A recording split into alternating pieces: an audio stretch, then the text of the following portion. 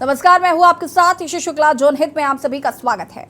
हमारा देश जहां चांद पर पहुंच चुका है और सूरज पर जो आने की तैयारी कर रहा है, वहीं कुछ ऐसे राज्य भी हैं जहां के लोग जातिवाद की मानसिकता से बाहर नहीं निकलना चाहते हैं और आए दिन घटनाओं को अंजाम देते रहते हैं। हालिया मामला मध्य प्रदेश के सागर जिले से सामने आया, जहां एक अनुसूचित युवक की हत्या से भोपाल से लेकर लखनऊ तक की सियासत तेज हो गई है।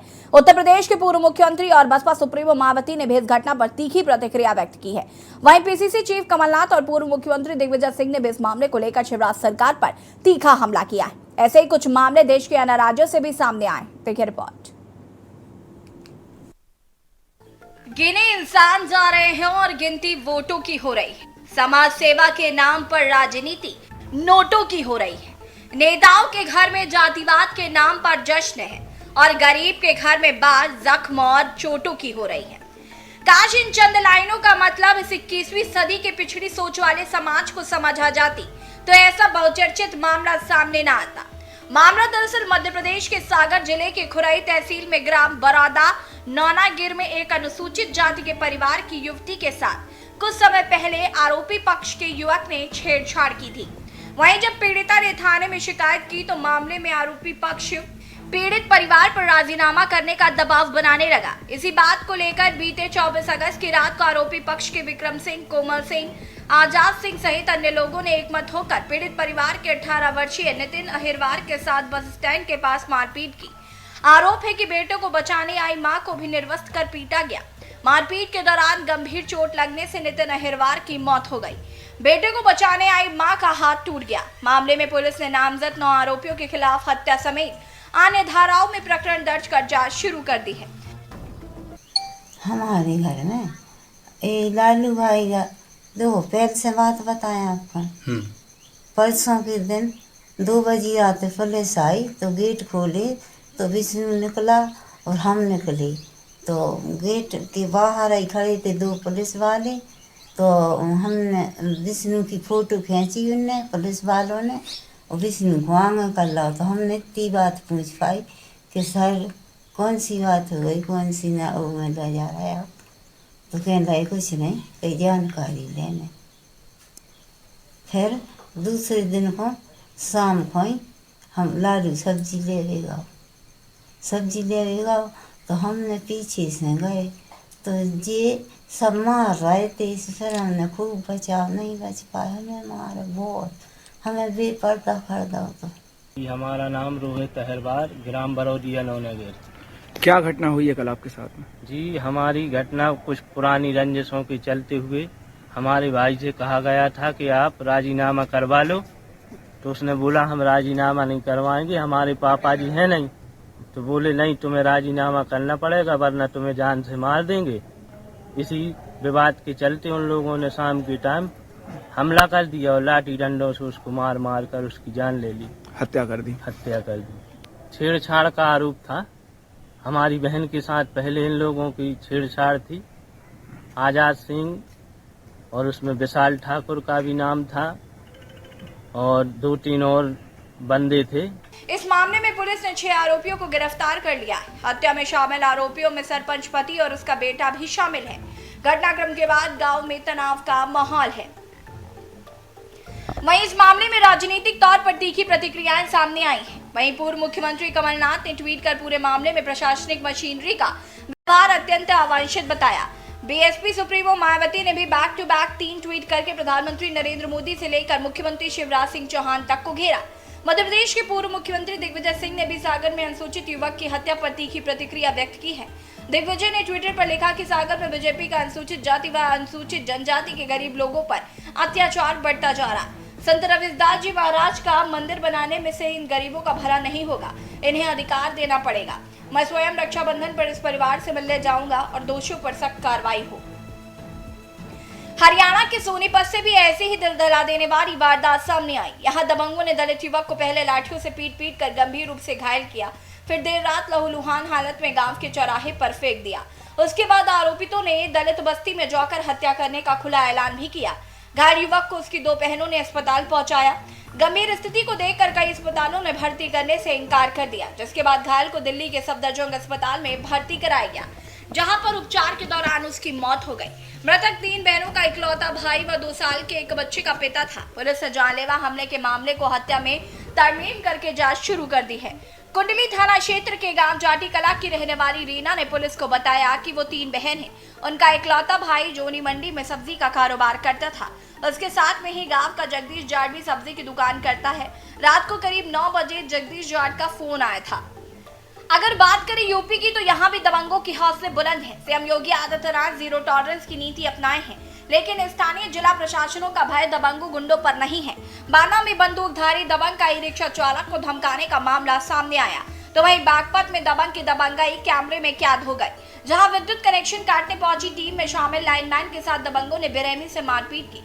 उसकी मारपीट के दौरान एक वीडियो बनाया, सोशल मीडिया पर रौब गालिब करने के लिए वायरल कर दिया। फिलहाल पुलिस वायरल वीडियो के आधार पर पुलिस मामले की जांच कर रही है। विद्युत कर्मी दबंग पर कार्रवाई की बात कर रहे हैं। ऐसे जातिवाद की मानसिकता के नशे में चूर कब तक देते रहेंगे ऐसी घटनाओं को अंजाम। स्पेशल डेस्क के न्यूज एरिया। जी हाँ, तो यहाँ पर जिस तरीके से इंसानियत को शर्मसार कर देने वाली घटनाएं लगातार सामने आ रही हैं, अनुसूचित जाति के लोगों पर जिस तरीके से हमले किए जा रहे हैं या पिटाई की जा रही है, इस तरीके के मामले आए दिन देखने को मिल रहे हैं। इससे पहले भी मध्य प्रदेश में एक मामला सामने आया था। आखिर ऐसा क्यों हो रहा है, क्यों इस तरीके की मानसिकता जो है वो देखने को मिल रही है? आज हम इसी पर बातचीत भी करेंगे। मेहमान हमारे साथ जुड़ चुके हैं रमाकांत पटेल जी, प्रवक्ता आम आदमी पार्टी से हमारे साथ जुड़ चुके हैं। हमारे साथ आलोक त्रिपाठी जी, वरिष्ठ पत्रकार हैं, लखनऊ से जुड़ चुके हैं। आप दोनों का बहुत बहुत स्वागत। सबसे पहले रमाकांत पटेल जी, मैं आपकी प्रतिक्रिया इस पर लेना चाहूंगी।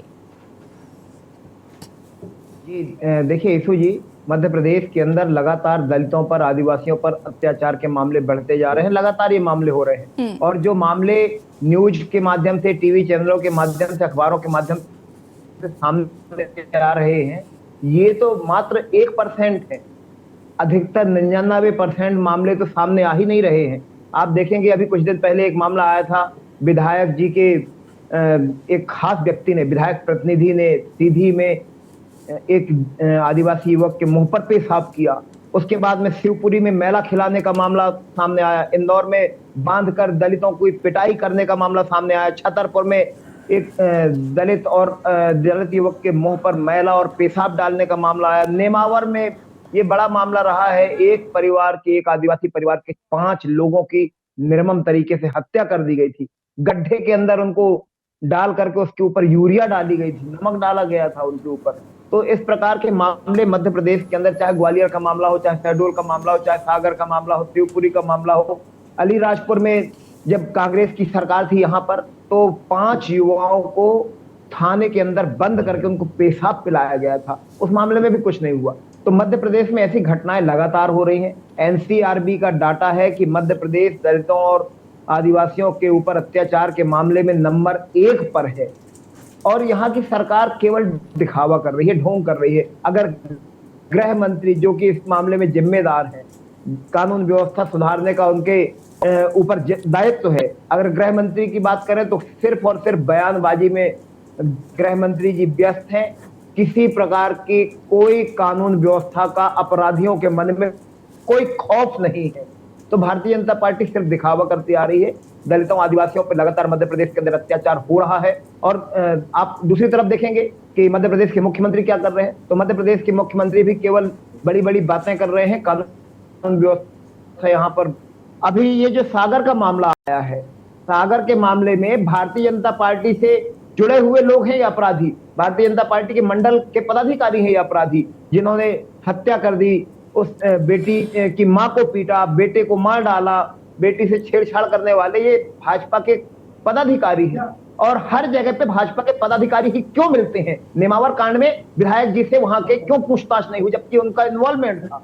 तो मैं सीधा सवाल करना चाहता हूं मध्य प्रदेश के मुख्यमंत्री से कि क्यों हर अपराध में पदाधिकारी? ठीक है रमाकांत जी, मैं वापस आऊंगी आपके पास। आलोक त्रिपाठी जी भी हमारे साथ जुड़े हुए हैं। आलोक जी, ये जो इस तरीके की घटनाएं लगातार देखने को मिल रही हैं, चाहे वो एमपी की हों, यूपी में भी ऐसी घटनाएं देखने को मिली, साथ ही साथ कई ऐसे राज्य हैं जहां पर इस तरीके की घटनाएं देखने को मिल रही हैं। सबसे पहले तो इन घटनाओं को लेकर आपकी क्या राय है?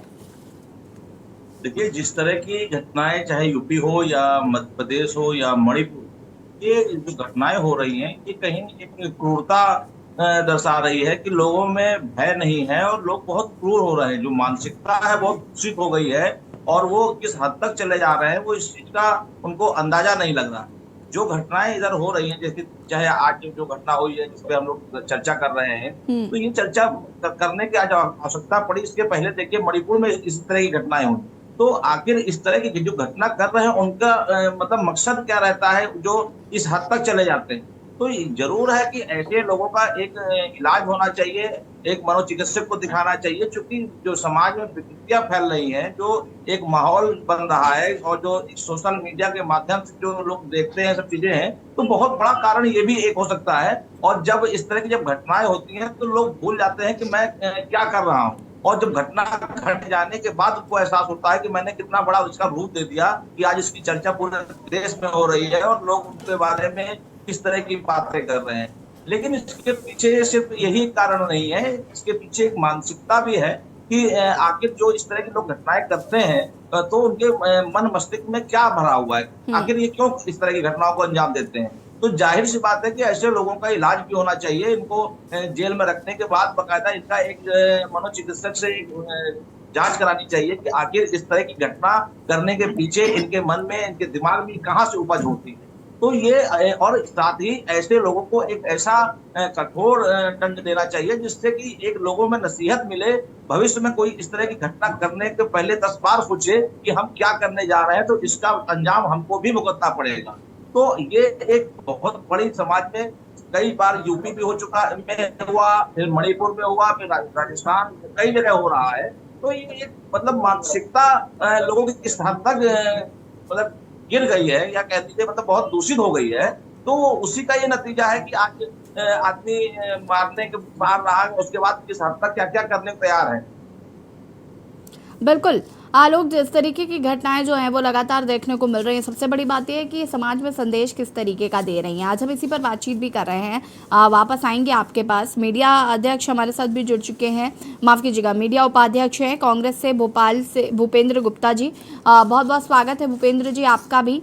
और क्या कुछ कहना चाहते हैं मध्य प्रदेश में जो घटना घटित हुई है इसको लेकर, क्योंकि मध्य प्रदेश में आजकल मुझे लगता है जैसे जैसे चुनाव नज़दीक आ रहे हैं वैसे वैसे इस तरीके की घटनाएं लगातार बढ़ती जा रही हैं। ये घटनाएं तो जो है एक कहना चाहिए एक दृष्टिकोण संपन्न लोग ही कर रहे हैं, और वो दृष्टिकोण जैसा कि हमारे त्रिपाठी जी कह रहे थे, इन्हें मनोचिकित्सक की जरूरत है। तो ये अपराधियों से ज्यादा जो है अपराध के लिए उकसाने वाले लोगों की मनोचिकित्सा की जरूरत है। आज जो है एक दल विशेष के लोग कट्टरता को जिस तरह से पनपा रहे हैं, जिस तरह से बढ़ावा दे रहे हैं और जिस तरीके से उसके माध्यम से लोगों की ब्रेन वॉश कर रहे हैं। चलती ट्रेन में अगर कोई जो है व्यक्ति गोलियों से भून डाल रहा है लोगों,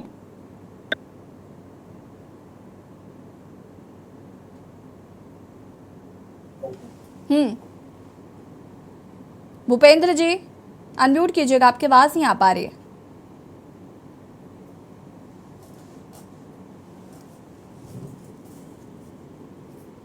भूपेंद्र जी आपकी आवाज हम तक नहीं आ पा रही है, क्या आप मुझे सुन पा रहे हैं?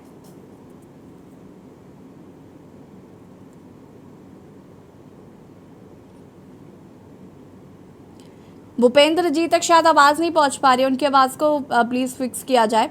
आलोक त्रिपाठी जी, मेरा सवाल आपसे ये भी है कि जब वोट मांगने होते हैं तो नेता दलितों के घर खाना खाने भी चले जाते हैं, फोटो भी खिंचवाते हैं, और वो फ़ोटो भी अगर हम उनको ध्यान से देखें तो अलग अलग एंगल्स में अलग अलग तरीके से, जिन्हें अगर हम नॉर्मल डेज़ की बात करें तो शायद खिंचवाए भी ना, लेकिन चूँकि वो राजनीति होती है और उसके बाद जब चुनाव होते हैं तो उस तरीके की फ़ोटोज़ आती। क्या सिर्फ और सिर्फ वोट बैंक की राजनीति करना ही मकसद रह गया है? आपकी आवाज आ रही है क्या? जी जी जी जी जी जी भूपेंद्र जी को फिर से कनेक्ट करने की कोशिश करते हैं। आलोक जी अपनी बात को पूरा करेगा आप। जी देखिए, जो घटनाएं यूपी या अन्य प्रदेशों में, मणिपुर में या जो राजस्थान जहाँ पर हो रही, अगर अब हम इसको राजनीतिक देखिए, राजनीतिक दल के लोग इसको राजनीतिक दृष्टिकोण से देखेंगे।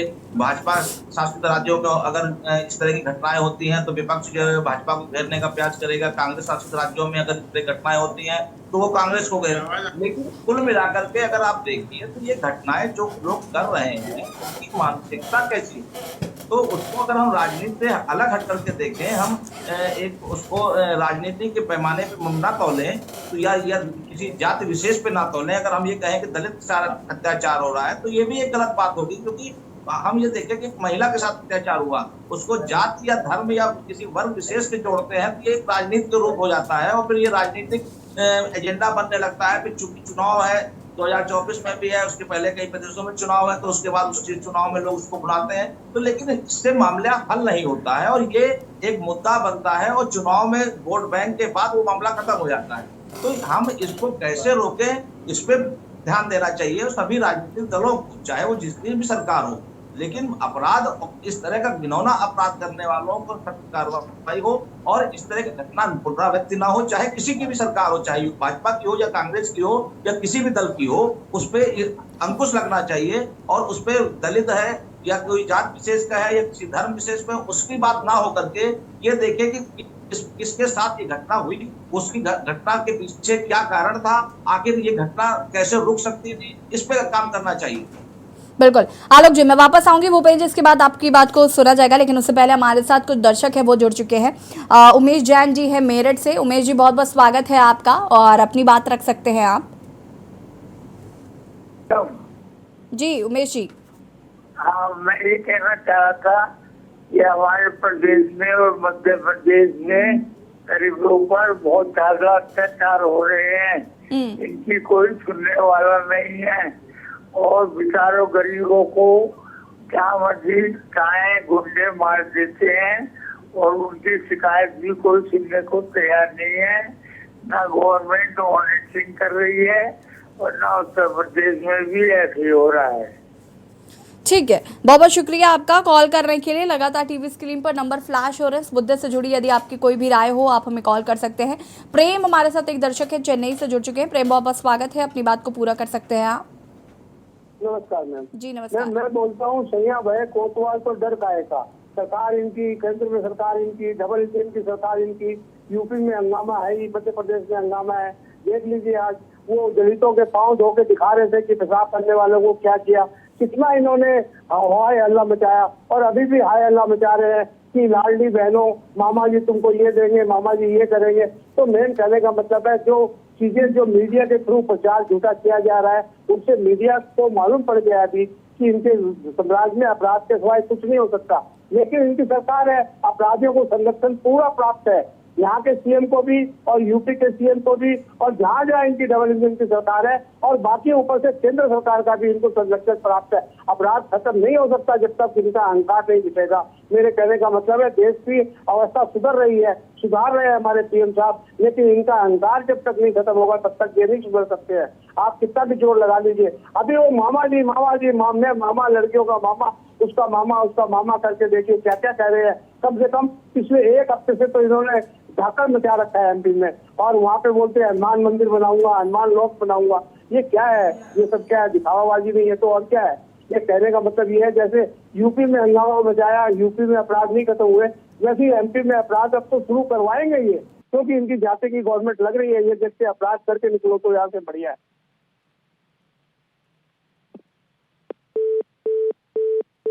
बहुत शुक्रिया आपका कॉल करने के लिए। और हमारे साथ एक और दर्शक है चंद्र प्रकाश कुरुक्षेत्र से जुड़ चुके हैं।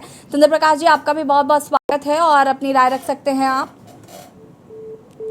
ठीक है, लगता है संपर्क टूट गया, आप हमें फिर से कॉल कर सकते हैं। और आज हम चर्चा कर रहे हैं ये जो मानसिकता इस वक्त देखने को मिल रही है, आखिर इस तरीके की कुंठित मानसिकता वाले लोग आते कहाँ से हैं और उन्हें क्यों समझ में नहीं आता है कि हमें उस इंसानियत को जिंदा रखना है और जनहित में आगे बढ़ेंगे। लेकिन उससे पहले हमारे साथ कुछ दर्शक जुड़ चुके हैं। चंद्र प्रकाश कुरुक्षेत्र से बहुत बहुत स्वागत है आपका, अपनी बात रख सकते हैं आप। मैं ये कहना चाहता हूँ कि शिवराज के राज्य में गुंडों को पूर्ण रूप से सजा मिलती है, इसमें कोई दो राय नहीं है। पिछली बार भी हमने देखा कि किस प्रकार वो आतताइयों ने आतंक मचाया और उनके जो है ना घर को तोड़ करके शिवराज ने ये कहा कि जब तक मामा बैठे तब तक भांजियों को चिंता करने की जरूरत नहीं है। परंतु मैं यहाँ ये कहना चाहता हूँ कि अरविंद केजरीवाल जो अपने आप को चाचा साबित करना चाह रहे हैं, उनके दिल्ली के राज्य में देखिए 96% सरकारी स्कूल के बच्चे फेल हो गए। ये इनका सरकार मॉडल है, एक बोतल के साथ दूसरी बोतल फ्री, मतलब चाचा बनकर के बच्चों के भविष्य को खत्म करना। तीसरी बात, उसने ये कहा दिल्ली में कि मैं जो है दिल्ली वालों का बेटा हूँ। बेटा ये सिवानी का है, ये सादलपुर और हिसार के बीच में एक शहर, छोटा सा कस्बा है, वहां का ये रहने वाला है, और परंतु अपने आप को दिल्ली का बेटा साबित करना चाहता है। और फिर सबसे बड़ी बात यह है कि ये देश के प्रधानमंत्री को अनपढ़ कहता है, स्वयं को जो है पढ़ा लिखा कहता है। दस्तखत करते हुए इसको जोर आता है, कोई भी ऑर्डर जो है ये पास आउट होता है, वहां से ऑफिस से पास होता है तो उसके ऊपर ये साइन नहीं करता। डरपोक किस्म का आदमी है। इसके 2 बंदे जेल में पड़े हैं। मैं आपके चैनल के माध्यम से ये कहना चाहता हूँ मध्य प्रदेश के बंदों को कि मेरे 90% रिश्तेदार दिल्ली में रहते हैं, सब परेशान है इनसे।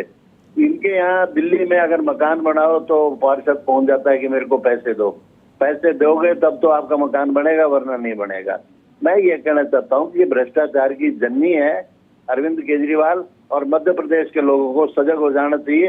ये चाचा के चक्कर में नहीं पड़ना चाहिए, इसका इलाज करना चाहिए। धन्यवाद। बहुत बहुत शुक्रिया आपका कॉल करने के लिए। गिरीश शुक्ला हमारे साथ एक और दर्शक जुड़ चुके हैं कानपुर से। बहुत बहुत स्वागत है गिरीश जी आपका, अपनी बात रख सकते हैं आप। सच बात यह है कि भाजपा नाम का कोई संगठन देश में है ही नहीं, केवल वो मुखौटा संगठन है। उस पे कमल निशान दे करके आरएसएस को छिपा रखा है। एक्चुअल शासन आरएसएस का है इस देश पर, और संघ की विचारधाता राजतंत्री रही स्थापना के टाइम से लेकर के ही। वो मुखौटे बदल बदल के, धोखा दे दे के इस देश में आज उनका साम्राज्य हो गया है। आगे चल करके साम्राज्य और कठिन दौर में जाएगा। जब अग्निवीरों का बैच निकल के आएगा तो ये स्वयं सेवक जो लाठी डंडा वाले हैं, ये हथियार बंद स्वयं सेवक में कन्वर्ट हो जाएंगे। इसके लिए 91 में इन्होंने प्रयास किया था, जो फेल हो गया था। अब ये इनके हाथ में सत्ता आ गई है, पैसा आ गया है, तो ये अब ये सब करके राजतंत्री व्यवस्थाओं को इस देश में लागू करना चाहते हैं। देश की प्रजातांत्रिक व्यवस्थाओं को समाप्त करना चाहते हैं। इस देश में शासन संघ का है, इसलिए ये सब हो रहा है। अगर ये संघ का शासन नहीं होता, भाजपा का शासन होता, तो ये सब ना होता, क्योंकि वो राजनीतिक दल बनाया गया है। लेकिन राजनीतिक दल वो अप्रत्यक्ष रूप से आरएसएस के ही अधीन है, वो किसी कीमत पर स्वतंत्र निर्णय नहीं ले सकता है। इसलिए सारी समस्याएं आज देश में बढ़ती जा रही हैं। और अग्निवीरों का बैच निकलने के बाद देश के सामने बहुत गंभीर संकट पैदा होगा। जनता इस बात को समझे कि हम जिसे चुनते हैं, एक्चुअल में जो हमारे दुश्मन हैं हम उन्हें चुनते हैं, क्योंकि संघ हमारा दुश्मन रहा है, इनकी विचारधारा हमारी दुश्मन रही है, ये जनतंत्र के विरोधी रहे हैं, ये राजतंत्र के समर्थक हैं, ये धर्मांधता के समर्थक हैं, ये जातिता के समर्थक हैं। ये मिटा देंगे इस देश को। इसलिए जनता सावधान होकर के अपनी बार वोट डाले और उस विचारधारा से छुटकारा पाए। अन्यथा आगे हजारों साल का जो ऐलान किया गया है वो इसी बल पर किया गया है कि हजारों साल इस देश को ईस्ट इंडिया कंपनी की तरह गुलाम बनाएंगे। ये इनकी साजिश है। इस साजिश से बाहर जनता को आना होगा। अगर नहीं सोचते हैं तो। गिरीश जी ठीक है, बहुत बहुत शुक्रिया आपका कॉल करने के लिए। लगातार टीवी स्क्रीन पर नंबर फ्लैश हो रहा है, इस मुद्दे से जुड़ी यदि आपकी कोई भी राय हो तो आप हमें कॉल कर सकते हैं। भूपेंद्र जी अपनी बात को पूरा कर सकते हैं आप। जनता के कुछ सवाल हैं, उन पर भी मैं आपसे बातचीत करूंगी, लेकिन पहले अपनी बात को पूरा करें। मध्य प्रदेश के हालात बहुत ही बदतर हैं और यहाँ पर भारतीय जनता पार्टी की सरकार जा रही है। अभी कोई मित्र जो है टीवी पे कह रहे थे कि इसको जाति विशेष से नहीं जोड़ के देखना चाहिए और ये नहीं करना चाहिए, तो क्यों नहीं देखना चाहिए? अगर 100 में से 90 घटनाएं जो है एक जाति विशेष के ऊपर और एक वर्ग विशेष के ऊपर नजला की जा रही हैं, तो क्या उसको जो है उसको इग्नोर किया जा सकता है? क्या उस पर ध्यान नहीं दिया जाना चाहिए?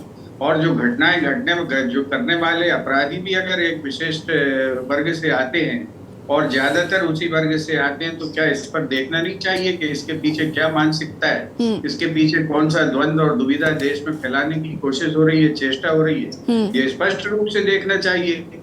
और ये केवल जो है ये मानसिक विक्षिप्तता का मामला नहीं है, ये मामला है समाज को विक्षिप्तता में ढकेलने वालों का। और उनकी जब तक जांच नहीं होगी, उनकी जब तक मानसिकता ठीक नहीं होगी, उनका जब तक मानसिक इलाज नहीं होगा, ये बीमार लोग पूरे देश को बीमार बनाएंगे। वही तो काम कर रहे हो और जो है इसमें निरंतर जो है सफल हो रहे हैं। एक घटना जो है 10 नए जो है फेनाटिक्स पैदा करती है, 100 नए फेनाटिक्स पैदा करती है।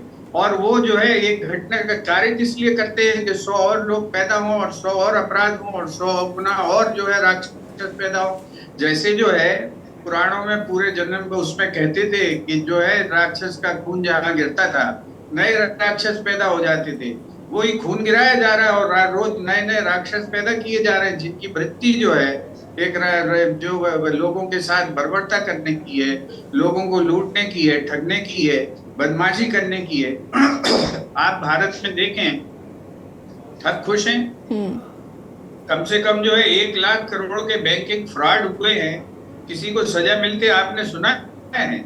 1 लाख करोड़ रुपया बैंक का ड्रेन हो रहा है अगर फ्रॉड के माध्यम से। उसमें लूट कौन रहा है? गरीब। उसमें लूट कौन रहा है? वो लोग जो जिनके पास आज जो है खाने के मोहताज हैं। जो मध्य प्रदेश को स्वर्णिम मध्य प्रदेश बताया जा रहा है, नीचे से लेके ऊपर तक, और 5 करोड़ लोग 5 किलो के झोले पर निर्भर हैं। सरकार विज्ञापन देकर बेशर्मी से बड़े बड़े होर्डिंग्स में लिख रही है कि मामा के 1000 रुपए मिलेंगे तो आज मैं राशन खरीद दूंगी। इसका मतलब है कि अगर इस बेईमान सरकार के से 1000 रुपए किसी गरीब को नहीं मिलता तो वो राशन खरीदने की भी स्थिति में नहीं है। आज मुझे मामा से 1000 मिलेंगे तो मैं दवाई खरीदूंगी। ये होर्डिंग्स लगाए खुद सरकार ने। आज मैं जो है मुझे 1000 मिलेंगे तो मैं राखी खरीदूंगी। मतलब इस देश प्रदेश की जो है बहुतांश जनता इस स्वर्णिम मध्य प्रदेश में ना दवा खरीदने के लायक है, ना राखी खरीदने के का धागा खरीदने के लायक है, ना राशन खरीदने के लायक है। ऐसे पोस्टर्स जब नजर आते हैं तो साफ पता चलता है कि चुनाव नजदीक हैं। इससे का चुनाव से संबंध नहीं, ये मानसिकता साल वर्ष से पनपाई जा रही है ताकि चुनाव में इसको जो है पोलराइजेशन के लिए उपयोग किया जा सके।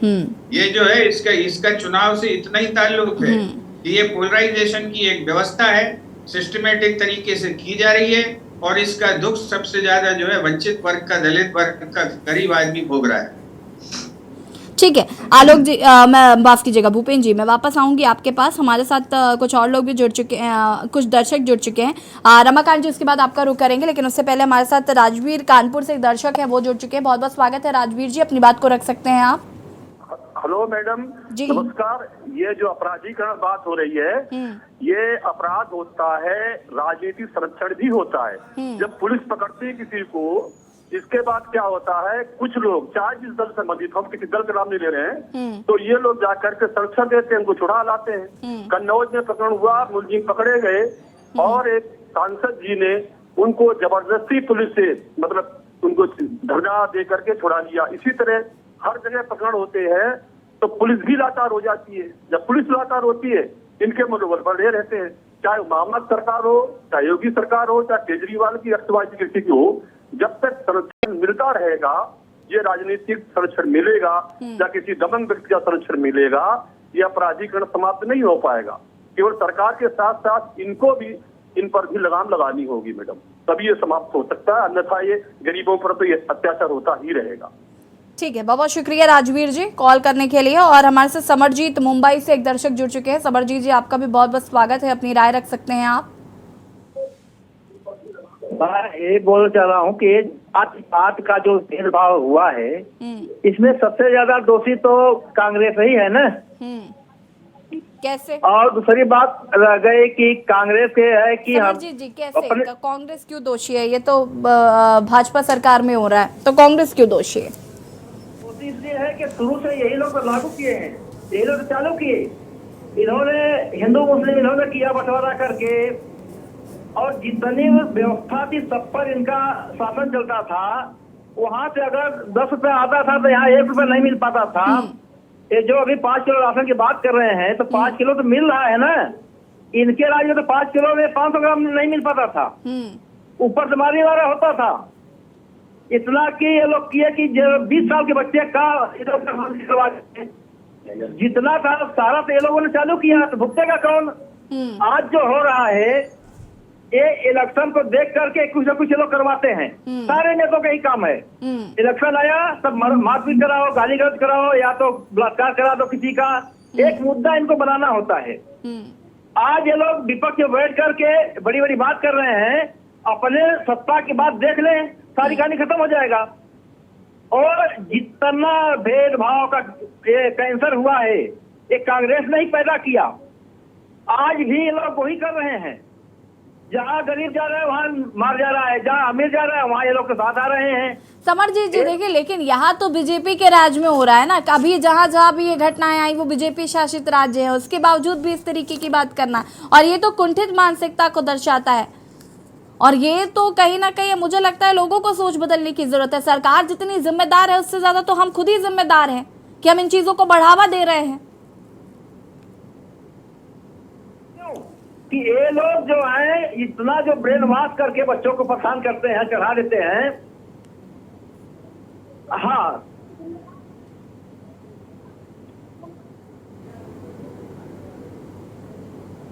चलिए समरजीत जी, बहुत बहुत शुक्रिया आपका जुड़ने के लिए। और लगातार टीवी स्क्रीन पर नंबर फ्लैश हो रहे हैं, इस मुद्दे से जुड़ी यदि आपकी कोई भी राय हो आप हमें कॉल कर सकते हैं।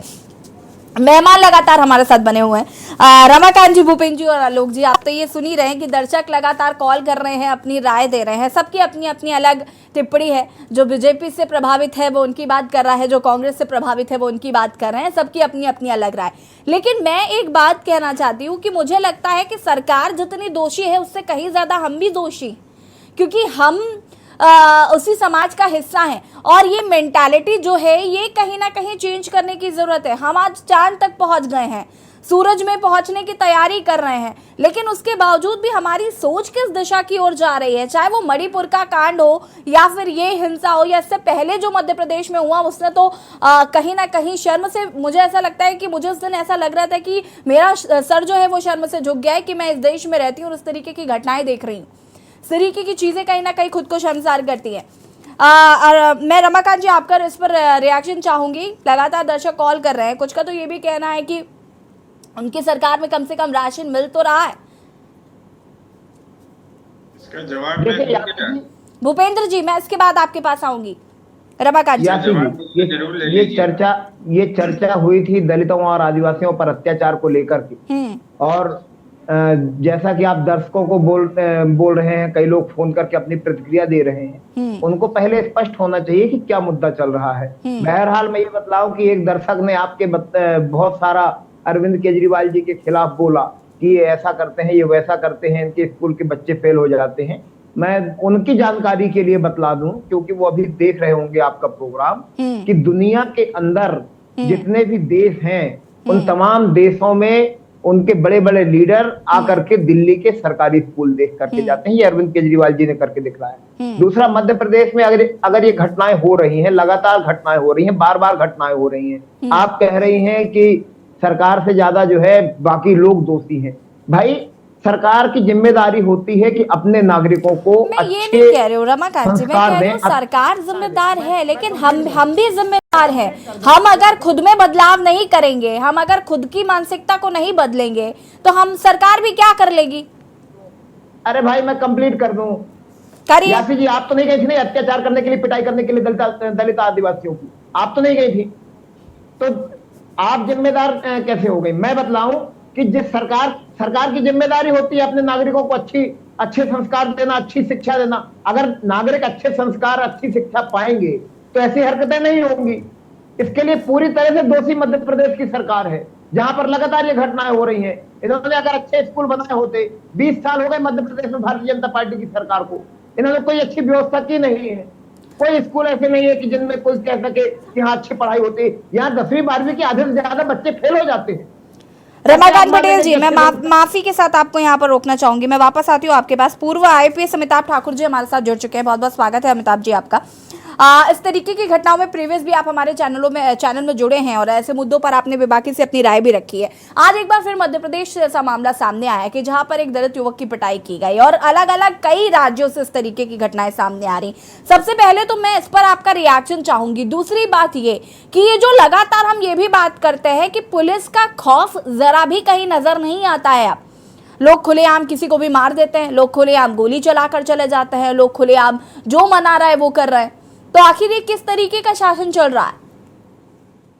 देखिए, मुझे लगता है कि मैं इस पे इस राज्य और उस राज्य से इतर एक दो बातें कहना चाहूंगा जो मेरी समझ में पुलिस के बुनियादी चरित्र से जुड़ा है और सत्ता के बुनियादी चरित्र से जुड़ा है। पहली बात तो मैं ये कहना चाहूंगा कि पुलिस अनवरत सत्ता के गुलाम के रूप में कार्य कर रही है। लगभग मैं जहां भी देख रहा हूं वहां यही स्थिति है और यह सबसे ज्यादा कष्टप्रद है। तमाम पार्टी ए आती है तो ए की गुलाम बी आई तो बी की गुलाम, ये स्थिति वास्तव में भयानक है। और सत्ता है वह भी पुलिस को ही अपना पहला हथियार बना रही है। दूसरी बात ये कहना चाहूंगा कि पुलिस के भी दो चरित्र दिखते हैं। ताकतवर के सामने बिल्कुल पालतू और सीधा साधा, जैसे समझिए मेमने की तरह रहते हैं, दुम हिलाते मेमने की तरह। और जो ये है कमजोर है उसके सामने बिल्कुल शेर हो जा रहे हैं, तुर्रम खान हो जा रहे हैं, बिल्कुल ही जो है जिसको अंग्रेजी में बरसर्क बोलते हैं, बिल्कुल ही आदमखोर की तरह कर रहे हैं। तो ये दोहरा चरित्र जो है पुलिस का और सत्ता का जो चरित्र है कि पुलिस को हथियार बनाओ, यह दोनों एक बहुत ही भयानक स्थिति पैदा कर रहा है आम नागरिकों के लिए। पूरे यूपी में ही नहीं, मध्य प्रदेश में नहीं, पूरे देश भर में इस चरित्र को बदलना और इस पर प्रहार करना आवश्यक है। बिल्कुल अमिताभ जी, बहुत बहुत शुक्रिया आपका के न्यूज़ पर अपनी राय रखने के लिए और हमारे दर्शकों को जानकारी देने के लिए। और बता दें आपको कि जिस तरीके से इस तरीके के मामले लगातार सामने आ रहे हैं वो कहीं ना कहीं शर्मनाक है। रमाकांत जी अपनी बात को पूरा करें, उसके बाद भूपेंद्र जी सीधे आपके पास आते हैं। महंगा है तो गाड़ी क्यों चलाते हो, इसमें तो तुम्हारा दोष है क्योंकि तुम गाड़ी चलाते, तुमको पेट्रोल महंगा लग रहा है। नहीं, गैस महंगी है, हम गैस क्यों लेते हैं, हम लकड़ी का इस्तेमाल करें। नहीं, इसमें सरकार दोषी है, सरकार ने महंगा करके रखा है, सरकार दोषी है। वैसे ही कानून व्यवस्था सरकार संभालती है। अगर कानून व्यवस्था दुरुस्त होती तो किसी अपराधी की मजाल नहीं है कि ऐसे कृत्य कर दे, किसी दलित आदिवासी को पीटे, किसी गरीब को पीटे, किसी के ऊपर अत्याचार करे। और हर मामलों में ऐसा क्यों होता है कि भारतीय जनता पार्टी से जुड़े लोग ही सामने आते हैं। कहीं विधायक आदिवासियों की जमीनें छीनते हैं, कहीं विधायक प्रतिनिधि आदिवासी युवक के मुंह पे पेशाब करते हैं। आज ये जो सागर के मामले पे हम चर्चा कर रहे हैं, भारतीय जनता पार्टी के मंडल के नेता है, वो मंडल के अध्यक्ष हैं, वो लोग आदिवासियों के ऊपर, दलितों के ऊपर अत्याचार कर रहे हैं। तो हम ये कह ही नहीं सकते हैं कि इसमें सरकार दोषी नहीं है। बिल्कुल इसमें 100% रूप से सरकार दोषी है, सरकार में बैठे लोग दोषी हैं और जिनकी जिम्मेदारी थी कानून व्यवस्था सुधारने की वो लोग दोषी हैं। नरोत्तम मिश्रा जी यहाँ के गृह मंत्री हैं, वो दोषी हैं। ठीक है, भूपेंद्र जी देखिए, एक जो है एक आपके दर्शक कह रहे थे कि हमको 5 किलो अनाज तो मिल रहा है।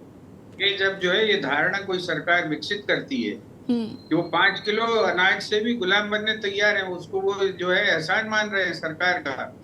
ये हमने कानून बनाया भोजन का अधिकार, राइट टू फूड, और उस कानून के तहत ये अनाज मिल रहा है। और ये कानून इसलिए बनाया गया था कि लोग स्वाभिमान से जिए, उनका जो है उनकी वो जो है भूखे उनको ना मारे जाएं। और ये जो अभी ये नारे भारतीय जनता पार्टी के लोग लगाते हैं, उस कानून के तहत ये पैसा मिल रहा है, ये अनाज मिल रहा है, ये उसका अधिकार है। ये इसको वो समझने तैयार नहीं है, वो इसको एहसान समझ रहा है कि 5 किलो तो मिल रहा है, इस चक्कर में देश भी बिक जाए तो हमें कोई समस्या नहीं। ये जो है ये कांग्रेस पार्टी के भोजन के अधिकार कानून के अंतर्गत मिल रहा है। ये कह रहे हैं कि कांग्रेस की सरकार में नहीं मिलता था। पूरी बात सुन लीजिए, मेरे बात कर लेने दें भूपेंद्र जी, मैं भी तो कुछ काउंटर करूंगी ना। मेहरबानी से नहीं मिल रहा है, ये मोदी जी की मेहरबानी से नहीं मिल रहा है। इसका बजट होता है, इसका जो है पार्लियामेंट्री सैंक्शन होता है, इसके अंतर्गत ये पैसे इसके लिए जुटाए जाते हैं। और ये विश्व की सबसे बड़ी योजना है, 2 योजना जो हमने राइट टू फूड और राइट गारंटी दी, जॉब गारंटी, ये उसका पार्ट है। और इसके अंतर्गत केवल भोजन नहीं मिलता है, मैं आपको बता दूं, महिलाओं को जो है प्रसूति सहायता मिलती है 16,000 रुपए की। जो महिला गर्भवती होती है उसको भी इसी अधिकार के तहत हमारी सरकार, कांग्रेस सरकार ने प्रसूति सहायता दी हुई है। उसी के तहत उसको जो है आयरन की गोली मिलती है, फॉलिक एसिड की गोली मिलती है, पोषण आहार मिलता है। ये जो है लोगों को अंदाज नहीं है। और इन्होंने 5 किलो की थैली में लोगों को गुलाम बनाने की जहनीत बना दी है। ये कोई एहसान है क्या कि सरकार दे रही है? उनके अधिकार का हिस्सा है। ये हमने कानून पास करके संसद में अधिकार बनाया है। और ये बात मैं आपको एक तो बताना चाहता हूँ। दूसरी चीज ये बताना चाहता हूँ कि इस तरह की जो विषमता है, आज यूपी में क्या हुआ है, भारतीय जनता पार्टी का एक मेंबर ऑफ पार्लियामेंट, पुराना पूर्व मेंबर ऑफ पार्लियामेंट, नंगे होकर बच्चियों से मालिश करवाता था। उसके केस को विड्रॉ करने के लिए जो है वहां की सरकार ने एप्लीकेशन लगाई। जिनके ऊपर मर्डर, हत्याओं के केस हैं, वो विड्रॉ करने के लिए सरकार जो है एप्लीकेशन ही लगा रही। जो आपका विधायक था भारतीय जनता पार्टी का, उसने जिस लड़की के साथ, बच्ची के साथ दुष्कर्म किया, उसकी लाश को रातों रात जला दिया पुलिस ने। ये जो सिस्टम है, ये सिस्टम अपराधी पैदा कर रहा है। ये सिस्टम जो है दुष्कर्मियों को पैदा कर रहा है, और ये जो है एक जाति विशेष पर नजला कायम करके अपनी प्रभुसत्ता कायम करने की कोशिश कर रहा है। किसी जो है दबंग के ऊपर हमला करके बताएं ये जातियों के लोग, ये क्यों उन गरीबों पर ही, वंचितों पर ही हमला कर रहे हैं? क्योंकि उनका तरफ से प्रतिकार नहीं होगा और हमारी दबंगई स्थापित हो जाएगी। ये जो चेष्टा है समाज में, इन चेष्टाओं को अगर राजनीतिक संरक्षण से एक दल विशेष के लोग बढ़ावा देंगे तो ये देश अराजकता की तरफ जा रहा है। और दूसरा मैं आपसे निवेदन करना चाहता हूँ, मणिपुर की घटना को इससे, ऐसी घटनाओं से नहीं जोड़ा जाए।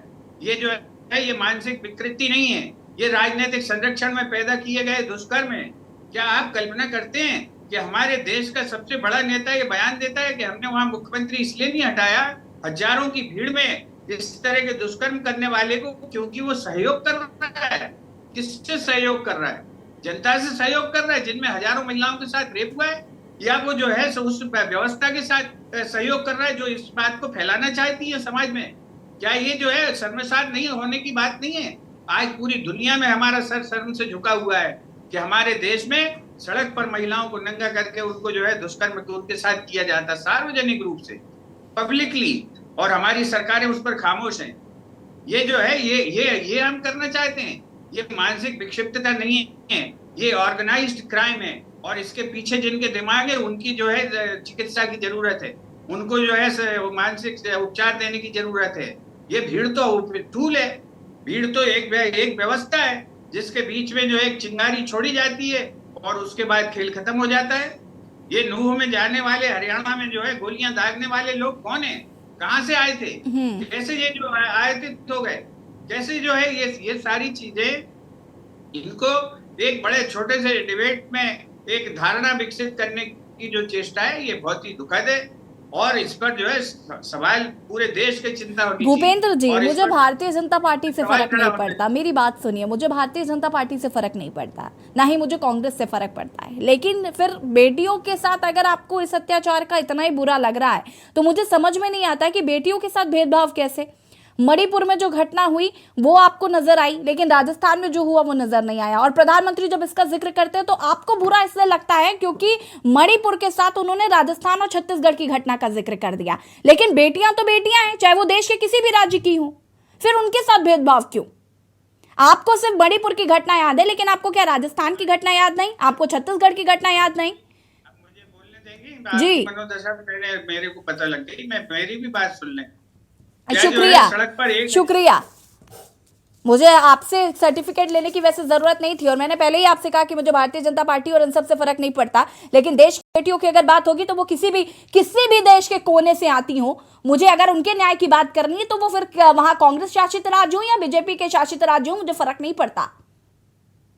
राजस्थान में एक घटना बताइए जहां पर ऐसे सार्वजनिक रूप से जुलूस निकालकर महिलाओं को नंगा किया गया हो। यानी कि नहीं, एक सेकेंड, बलात्कार होना आपकी नजर में अलग है और सार्वजनिक रूप से किसी को नंगा करके सड़क पर घुमाना, दोनों मुद्दे अलग है। बलात्कार होता है चाहे जैसे किया जाए। नाम जगह बताइए, मुझे बताइए ना भूपेंद्र जी, आप मुझे बताइए ना। बलात्कार नहीं, बलात्कार आप उसको कैसे कर रहे हैं इस बात से फर्क पड़ता है कि बलात्कार हुआ इस बात से फर्क पड़ता है। आलोक जी, हमारे देश का मुखिया झूठ बोलता है तो उस झूठ में सब देश शामिल हो जाए। अगर हमारे देश का मुखिया जो है गलत बयानी करता है तो पूरा देश गलत बयानी। मैं प्रधानमंत्री के बयान पर नहीं जा रही, मैं प्रधानमंत्री के बयान पर जाना नहीं चाहती। आप गलत बयानी कर रही हैं, और मुझे बहुत दुख है कि आप महिला होकर इस तरह की बातें कर रही हैं। भूपेंद्र जी, मुझे इस बात का दुख है कि आप एक इंसान होने के नाते भी आप इस तरीके की बातें कर रहे हैं। मुझे इस बात का दुख है। आलोक जी, कैसे तुलना कर रही हैं? आलोक जी, आप बताइए, एक घटना बताइए। आलोक जी, हेलो जी, सुन रहा हूँ। आप अपनी बात को पूरा कर सकते हैं। मैडम, मैं आपकी डिबेट छोड़ रहा हूँ, मैं इस मानसिकता के लिए डिबेट करने के लिए बना नहीं हूँ मैं। ठीक है, I don't have any objection, you can go, you can leave. क्योंकि नहीं, देश के किसी भी राज्य के किसी भी कोने से अगर बेटियों के साथ अन्याय होगा हम उस पर बात करेंगे, फिर चाहे वो भारतीय जनता पार्टी की सरकार हो चाहे वो कांग्रेस की सरकार हो। If you want to leave then you can. जी आलोक जी। जी देखिए, राजनीतिक दलों का जो नेता है उनका यही काम है कि अपनी कमियों को छुपा करके दूसरे की कमियों को उजागर करना। 50 साल में इतने बड़े बड़े भ्रष्टाचार, इतने घोटाले हुए जिसमें कई मंत्री विधायक सांसद जेल गए, उनको उसकी चाहत नहीं है, लेकिन उनको ये घटना दूसरे की याद है। दूसरी बात, दिल्ली में कहते हैं बहुत अच्छा प्रशासन चल रहा है, शिक्षा व्यवस्था बहुत अच्छी हो गई है। आलोक जी, अगर हम दिल्ली की बात करेंगे, सुनिए, अगर हम दिल्ली की बात करेंगे, अगर हम राजस्थान की बात करेंगे तो हम तो भारतीय जनता पार्टी के फेवर में हो गए ना, हमारी मानसिकता भारतीय जनता पार्टी के फेवर में हो जाएगी। इस तरीके की बयानबाजियां टॉलरेट करने के लिए हम डिबेट शो थोड़ी ना रखते हैं। जब दिल्ली में इतनी बड़ी बड़ी घटनाएं होती हैं और चाकुओं से लगातार कई बार गोद की हत्या कर दी जाती है, तो वहां की मानसिकता क्या है? तो वहां की भी मानसिकता वही है। नहीं, वहां पर निर्वस्त्र करके लड़कियों को नहीं घुमाया गया ना, इसलिए वो घटना वैलिड ही नहीं है।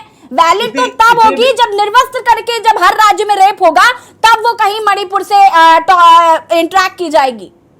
देखिए, किसी भी महिला के साथ इस तरह की घटना का अगर ये कह के हम कहें कि वो दलित, हाँ, इसके बाद रमाकांत जी आपका प्रतिक्रिया लूंगी मैं। वर्ग में विभाजित करना चाहते हैं, किसी न किसी वर्ग को प्रभावित करना चाहते हैं, तो इसलिए आपसे भी ये रमाकांत जी, गिव मी 20 सेकंड ओनली। इस तरह की जो घटना हुई उसके लिए ये जिम्मेदार है, वो बात ठीक है, लेकिन अगर आप उसको जाति, धर्म और वर्ग में बांटेंगे तो ये आप राजनीति कर रहे हैं, पहली चीज। दूसरी चीज, जब कोई दिल्ली कोई फ्री व्यवस्था देती है तो एक सरकार दूसरी पार्टी कहती है कि ये फ्री का जो इंजेक्शन लगाया जा रहा है पूरे देश को बर्बाद कर रहा है, तो वही चीज वही सरकार यूपी में लागू करती है। तो ये राजनीति है, राजनीतिक दलों के नेता है, अपने हिसाब से नफा नुकसान देख करके बात करते हैं, अपने नफा नुकसान देख करके दलित की बात करते हैं। क्या यही घटना किसी सवर्ण के साथ हुई होती तो क्या ये कहते हैं कि ये सवर्ण के साथ हुई है? तो ये कहना कि दलित के साथ हुई है, ये अपने आप में अपने मापदंड है, अपने तरीके हैं, अपनी राजनीति है। हालांकि जो अन्याय है वो अन्याय है, भले ही वो किसी भी बीजेपी शासित राज्य में हो या कांग्रेस शासित राज्य में हो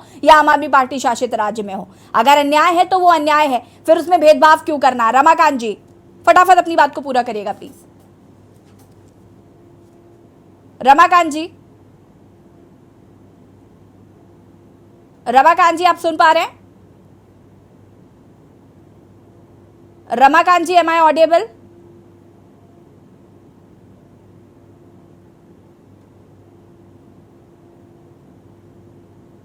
रमाकांत जी, आपको आवाज आ रही है क्या? रमाकांत जी तक शायद आवाज। हाँ जी, अब आ रही है। हाँ जी, कंटिन्यू करिए। अब आ रही है। जी। देखिए यासी जी, लगातार बातें, देखिए शुरुआत हुई थी मध्य प्रदेश के अंदर जो दलितों और आदिवासियों के ऊपर अत्याचार के मामले हो रहे हैं, शुरुआत इससे हुई थी। और मेरे को लगता है डिबेट अपने असली मुद्दे पे रहे तो ठीक है, और अगर डिबेट जो है दूसरे मुद्दे पे चली जाएगी तो ठीक नहीं है।